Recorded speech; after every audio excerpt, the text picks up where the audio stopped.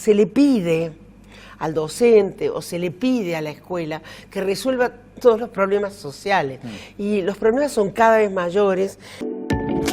¿Cuál es ese antes ideal? ¿Antes cuándo? ¿Antes quiénes? ¿Antes qué parte de la sociedad? Creo que esas son las preguntas que tenemos que hacernos y cómo incluir verdaderamente. Si un maestro tiene un ingreso muy superior, no solo no necesita completar con otro trabajo, sino que tiene tiempo para leer, para comprar, y dinero para comprar libros, para ir al teatro, para... Claro. Seguimos en Meridiano 64 con nuestra invitada de lujo, María Teresa Andrueto. En este bloque nos vamos a dar el privilegio de hablar un poco sobre cómo está la educación hoy en día, cómo ve a los jóvenes, a los niños, a los adolescentes, y también preguntarles sobre, iniciar de una manera polémica, podríamos decir, Tere, ¿cómo tomás que lleguen una cierta cantidad de niños o adolescentes significativa a la escuela secundaria sin todavía poder leer y escribir? Bueno, por supuesto que eso es una parte de la población primaria que llega a secundario. Yo creo que la escuela es una institución, primero, central de nuestra sociedad, es la columna vertebral a través de la cual el Estado llega a la comunidad. Por la escuela, particularmente la escuela pública de gestión pública, pero también la escuela pública de gestión privada, cosa que muchas veces muchas personas no saben, que las escuelas privadas, el grueso de las escuelas privadas son en realidad escuelas públicas sostenidos los sueldos de los docentes por el Estado, con una gestión privada. Lo que pasa es que, en la complejidad social que tenemos y las dificultades sociales y los problemas económicos de relaciones muy graves, no se le puede pedir a la escuela que viva como aséptica de todo eso. La escuela es receptiva de todo eso y muchas veces tiene que ocuparla. Yo defiendo mucho a los maestros porque conozco, primero porque he transitado yo como docente, como alumna primero, pero después como docente la escuela secundaria por muchos años y la escuela y los profesorados de magisterio y de profesores de teatro, se le pide al docente o se le pide a la escuela que resuelva todos los problemas sociales. Y los problemas son cada vez mayores, la escuela tiene mucha complejidad, tiene muchas cosas a revisar, pero también es cierto que cuando, por ejemplo, vos me hablas del paso de primario a secundario, cuando yo era joven, al secundario accedía un sector de la sociedad. Entonces, un sector que estaba más familiarizado con los libros, o que había hecho mejor su escolaridad primaria, o que venía de un contexto, más amable con respecto a la educación. Con los años, la escuela se ha vuelto muchísimo más inclusiva. Entonces, toda la comunidad pasa por la escuela. Y en esa inclusión llegan niños que tienen dificultades que antes no tenían quienes llegaban a la escuela. Entonces yo creo que hay que verlo también, es la escuela, pero hay que verlo en el contexto de la sociedad en la que estamos viviendo y en el gigantesco aumento de problemáticas que se le presentan a un maestro. Por ejemplo, todo lo que tiene que ver con abuso, con cuestiones de violencia con los niños y demás, esas cosas no se veían en la escuela. Consumos problemáticos, todo eso no se veía en la escuela, pero no sé si porque no existía. Consumos problemáticos tal vez no tanto, pero los abusos y las violaciones han existido y la escuela no tenía la presencia que hoy tiene y no estaba obligada incluso a articular, a denunciar, a articular, para poner un ejemplo, ¿no? Hay una pregunta que a mí me hacen muchas veces, que dice ¿por qué hoy los chicos no leen? O ¿por qué, como me decís, llegan sin leer y escribir? Antes era distinto. Y yo respondo antes cuándo. Porque antes cuándo, ¿qué pasó? antes Claro. quiénes. Claro. Porque claro, cuando yo era chica había muchos analfabetos. En el lugar donde yo vivía había muchas personas que no sabían leer y escribir. No es que escribían o leían mal, que no escribían. Entonces, bueno, ¿cuál es ese antes ideal? ¿Antes cuándo? ¿Antes quiénes? ¿Antes qué parte de la sociedad? Creo que esas son las preguntas que tenemos que hacernos y cómo incluir verdaderamente a los excluidos sociales y económicos que la escuela toma y trata de hacer que hagan un salto hacia una inclusión más verdadera.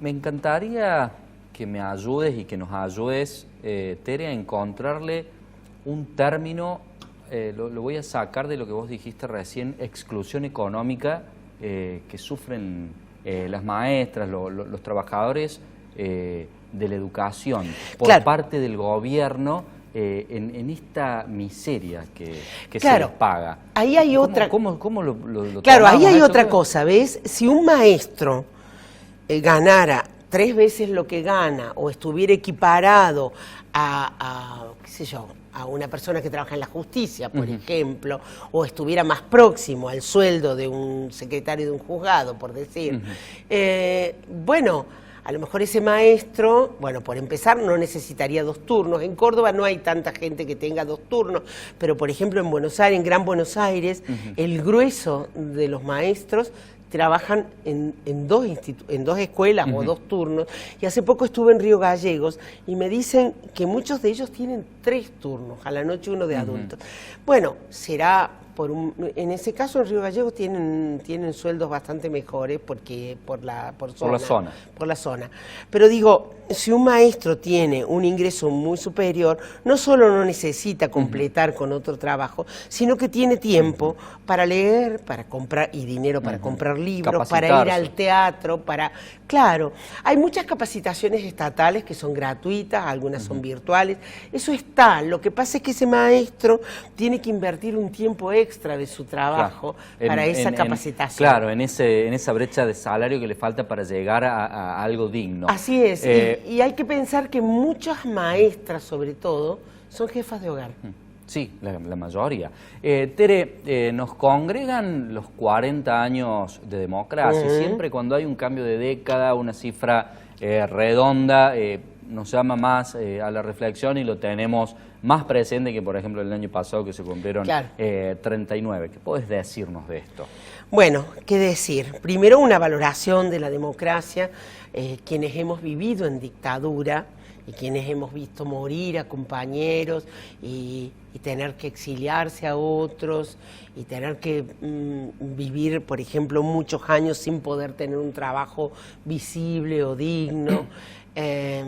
Podemos dar cuenta de esto, ¿no? Esta generación a la que yo pertenezco, de la diferencia que hay entre una democracia con muchos problemas como la que tenemos, porque no vamos a decir que no hay muchos problemas, entre eso y una dictadura, ¿no? Entre eso y la violencia, bueno, económica y social que la dictadura implica, cuyos efectos todavía vemos. Entonces, eso por una parte. Por otra parte, el pesar de que lleguemos a 40 años de democracia escuchando ciertas cosas de ciertas personas que pueden ser mañana quienes nos gobiernen, ¿no? Cosas que tienen que ver con la violencia, la persecución, la destrucción del Estado. Bueno, sin presencia del Estado no hay democracia. Estamos hablando de la educación.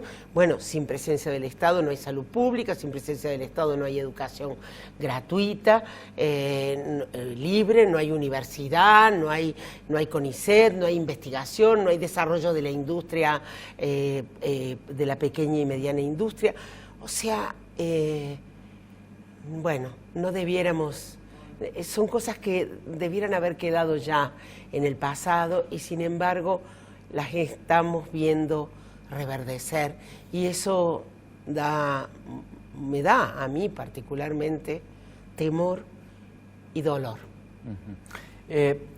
¿Pensás, Tere, que obedece esta maravillosa descripción que has hecho de la situación a la degradación de alguna manera de que ha hecho la política de las situaciones del Estado, como la educación, la salud, la seguridad? Yo creo que ha habido, sí, evidentemente muchos problemas, muchas deficiencias de nuestras clases dirigentes. Yo veo sobre todo del sistema de justicia. Yo sería, digamos, pondría la mayor crítica en nuestro sistema de justicia. Yo creo que hoy, bueno, en muchos casos, una persona que ejerce la judicatura de, bueno, las máximas judicaturas de la nación, o si no, personas que ejercen noblemente la justicia, deben sentirse avergonzadas con lo que otros pares hacen, porque es realmente lo que sucede a nivel de sistema de justicia en la Argentina, bueno, daña muchísimo el sistema democrático. Luego, una crítica importante a todo el sistema político. Yo creo que mucho de esto, de esta adhesión, sobre todo de personas, de varones jóvenes, a ideas violentas, de destrucción social y de destrucción del Estado, están, por un lado, digamos, hay una influencia que no se puede negar de la situación económica en la que que perjudica a la sociedad en general, pero sobre todo a ciertos sectores. Es la primera vez, me parece, que teniendo trabajos y buenos trabajos o trabajos, digamos, con cierto estudio, profesionalidad, eso no alcanza para llevar adelante el cotidiano, ¿no? Pero también creo que la pandemia ha sustraído los cuerpos de la escena pública y ha hecho que que la sociedad se adormeciera en la lucha por los derechos. Nosotros somos un país en los que la presencia en la calle ha logrado muchas cosas en distintos momentos de la vida, ¿no? De nuestra vida social, comunitaria. Y hay un adormecimiento en eso, ¿no? Y yo creo que un poco la vida ficcional que ofrecen las redes, donde uno se puede quejar ahí, reclamar ahí, digamos, creer que hay lucha sin sacar el cuerpo a la calle, eso por un lado. Las restricciones de la pandemia, que bueno, por necesidad debimos sustraernos, trajo nuevas costumbres, nuevas formas, y yo creo que se perdió una fuerza que ahora me parece que veo una sociedad que intenta despertar, espero que no sea tarde, ante una amenaza de abismo, de violencia tan grande, ¿no? Tere, nos habrían hecho falta 2 horas más de programa. Te agradecemos enormemente por haber venido y que sea con enorme éxito estos 2 nuevos libros. Bueno, muchas gracias a vos, a ustedes, al programa, a la comunidad que nos ve y bueno. Un gusto. Gracias. De verdad. Hasta la semana que viene. Hasta entonces.